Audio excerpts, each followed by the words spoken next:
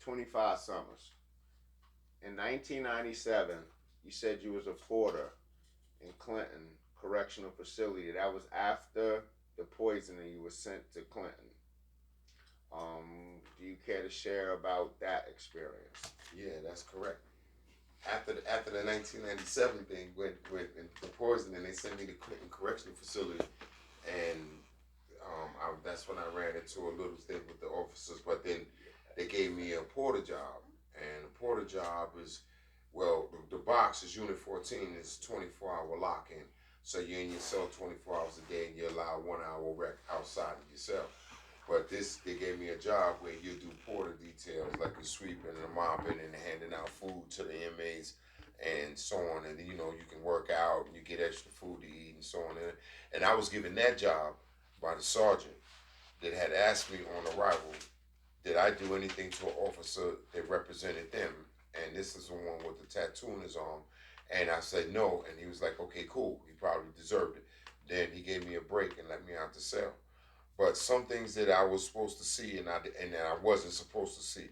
So like one morning, I'm doing my rounds and sweeping and mopping and everything, and then I happen to go into the monitor room, and the monitor room is where everybody, each gallery is on camera, and there's usually an officer in there, and he's watching the monitor while inmates are being taken to the shower or going to recreation or something like that. In case an incident transpired, it's always being videotaped. I happen to be cleaning the monitor room, and I happen to see the officer stop in front of this one cell.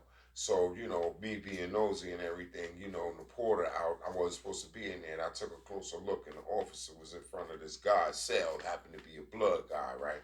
And I noticed the officer standing there for a long time, so it's on audio. And then when audio, I'm listening to this blood guy tell the officer that he has they lingo, which is they math, they history, they degree, the something that they abide by, the T. Rogers memos and the Bobby Lavender memos. And this was supposed to be sacred information that these bloods have. Once you get this information, you obtain it. You forbidden under any circumstances to give it to the pig, which is the 5-0, the police, and whatever. This guy I'm witnessing talking to the officer this morning is offering to give this officer his lingo in exchange for him not being sent out to general population. And I found that kind of strange, man, because now these is the blood dudes, right? And they the tough guys, and they running around and they wolf packing, like I mentioned earlier about this hyena effect, man, how the wolves is out there and they attack you and jump you. Well, specifically, I'm talking about this group of individuals, and this one happened to be blood. And I witnessed him give up his lingo, which would automatically make him food. If you don't know what food is, make him a plate. The plate means he's going to get towed up and be exonerated out of the blood organization. So now, this guy, he gives up the information and he gets to stay in SHU when he doesn't have to go down to population. I found that strange and I brought that to the leaders, and the leaders didn't believe me and so on and everything. And that's only one few occasions. There's a bunch of them that I witnessed do these little stunts that they pull, and they get to stay locked and protected away so they don't have to live in population, because in population they're being told to do these things to individuals, man, like cut somebody or stab somebody or jump somebody, and they're being told to do that. And if they didn't do that, they will become the epitome of that. They will actually be food, and they will have to leave the facility by way of leaving, bleeding, or whatever the case is. So yeah, I witnessed a bunch of these incidents with these guys.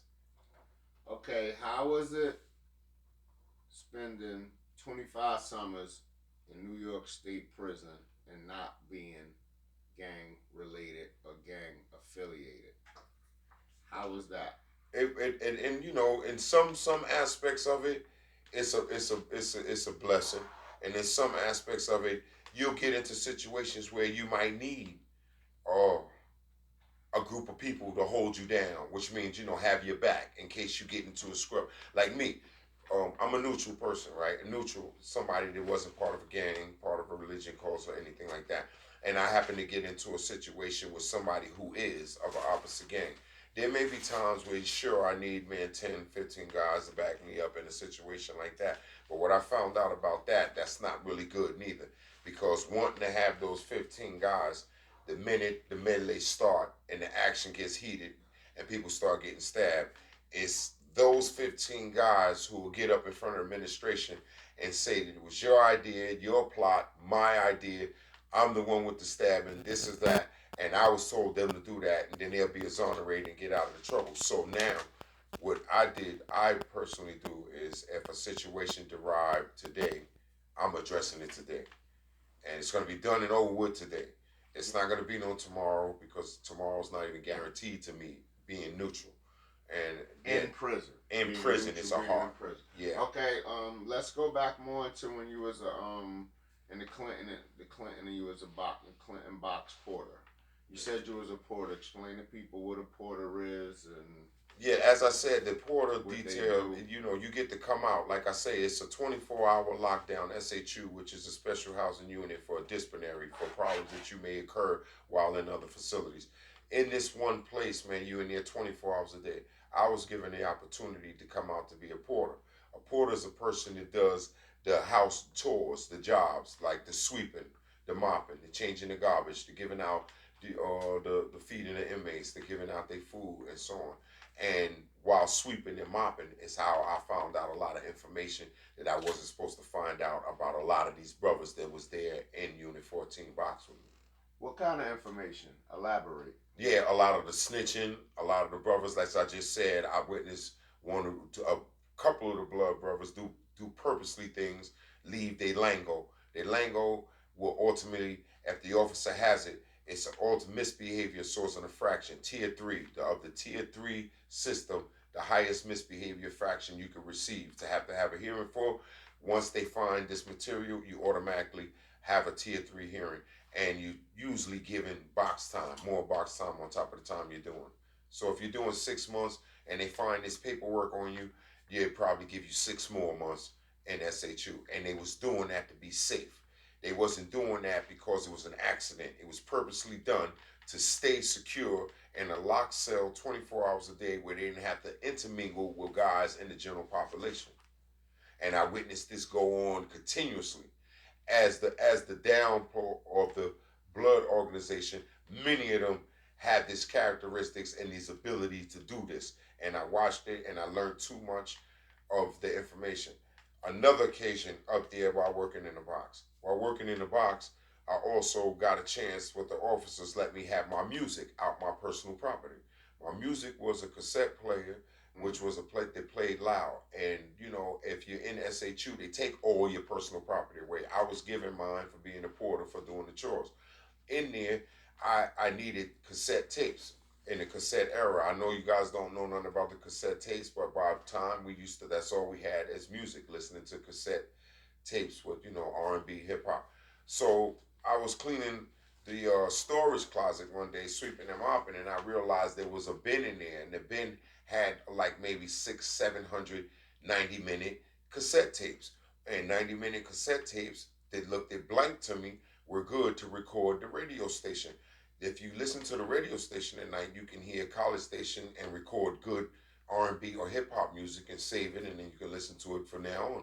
So I happened to take a box of the 90-minute tapes, which at time I thought were blank 90-minute tapes, and these were tapes from inmate hearings in the facility.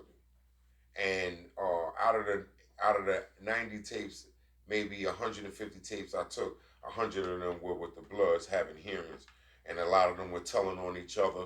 A lot of them were telling on the person that they assaulted or someone that assaulted them. A lot of them was telling on their OGs, they big homies, that they didn't have to go to population because they was going to be made to attack somebody and they didn't want to do that. So they would tell the hearing officer, and the hearing officer will put them again in involuntary protected custody and ship them off to another facility.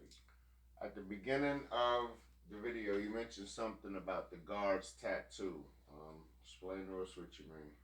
Yeah, and in Clinton Dannemora Correctional Facility, there's a group of officers that work there, and these group of officers are part of an organization that's bigger than just being a correction officers outside of the city of Dannemora, and um, I believe them to be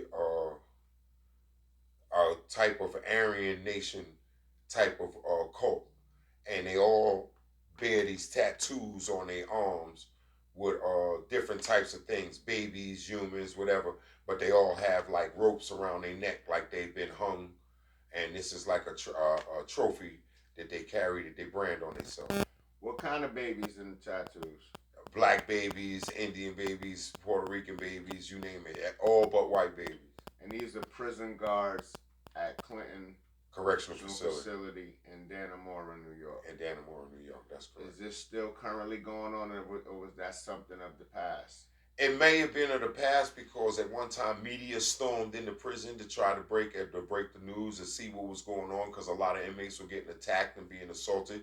So media was trying to force their way in. Clinton was one of the jails that wouldn't allow media coverage to come into the facility. Every superintendent wouldn't allow media coverage because for fear of exposure and exploiting the cruel and usual punishment that goes on daily in the facility. Who are they being attacked by? The officers were attacking the inmates because inmates were coming from different types of prisons with different disciplinary problems for gang fights, for assaults on officers. So you land in this place called Clinton Unit 14, and you'll be met there by these guys. They wear these big thick boots. They wear these boots with like about 4-inch heels on the back, and they steel toe, and they like to stomp you, and they like to jump on top of you, man, whenever you're down on the ground and hurt you real bad for incidents to go on. And they was known as the steel toe crew. And anyone that been in Clinton Correctional Facility knows exactly what I'm talking about. These officers were nothing to play with.